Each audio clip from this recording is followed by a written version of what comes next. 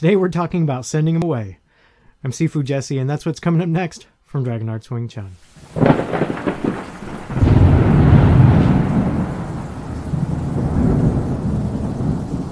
Welcome back. Today I want to talk a little bit about this technique of sending them away, where it's useful, where it's not useful, and exactly what place does it have in the grand scheme of things.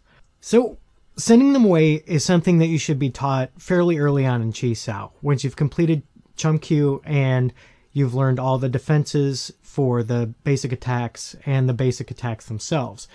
So the way it was taught to me was it is the third technique in your Fan Sao or follow-ups. In fact, my Sifu spent a lot of time trying to get me to stop sending them away as the first technique. Now, the reason why it's best to use a few techniques before you send them away is because we really want to make sure that they're incapacitated before letting them get out of reach. Once we're no longer in contact, we're no longer in control. If we haven't incapacitated them, then we've just thrown away all the work that we did getting in the first place. First thing I want to do is make the distinction between a normal hit and this sending them away business. In a normal strike, typically what we want to do is we want the energy curve to spike when it hits them. We want to dump the energy into them quickly. If we use this long pulse of energy as opposed to a sharp spike, it's allowing us to practice delivering our energy into our training partner without hurting them. But we can still practice keeping our horse under us as we strike. Now, having said that, it does have some use in a self-defense scenario. You could use this in what I call the drunk uncle scenario, where you just need to get them to stop whatever it is that they're doing right now without hurting them. Another reason would be if you need to get someone out of your way right now, but you don't want to do any physical damage to them, this is a great technique for that.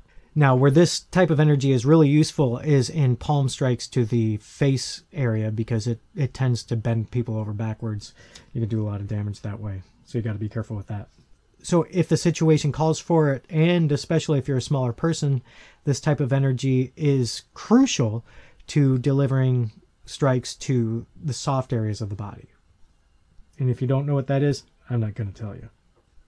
But by and large, we want to use that ball on the end of a chain whipping type energy for the vast majority of our strikes.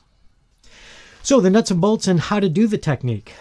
Really, it's based on two things. The first is upsetting their balance, and the second is moving forward with your entire body. Remembering that the center line goes from the top of his body down through the floor, we are going to attack the bottom part of his center line in order to uproot them.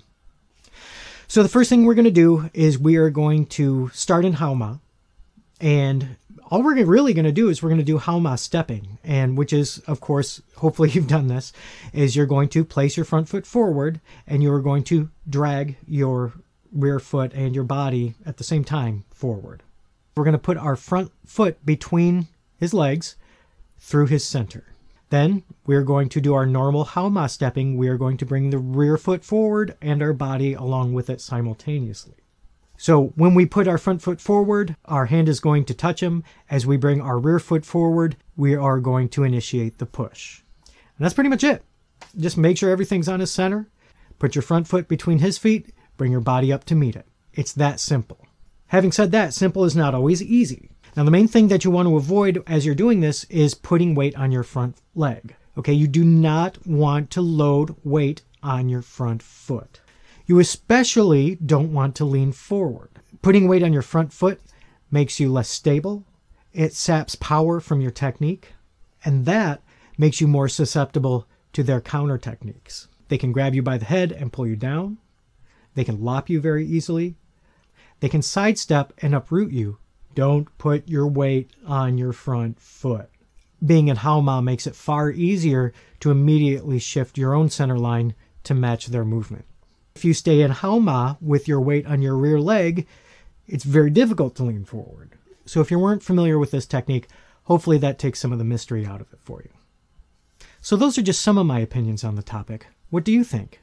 Do you agree? Do you disagree? Did I leave something out that you feel is important? Leave a comment and we can discuss it. I want to get closer to what's best. That way we can all improve. I'm Sifu Jesse. Thanks for watching. Never stop learning.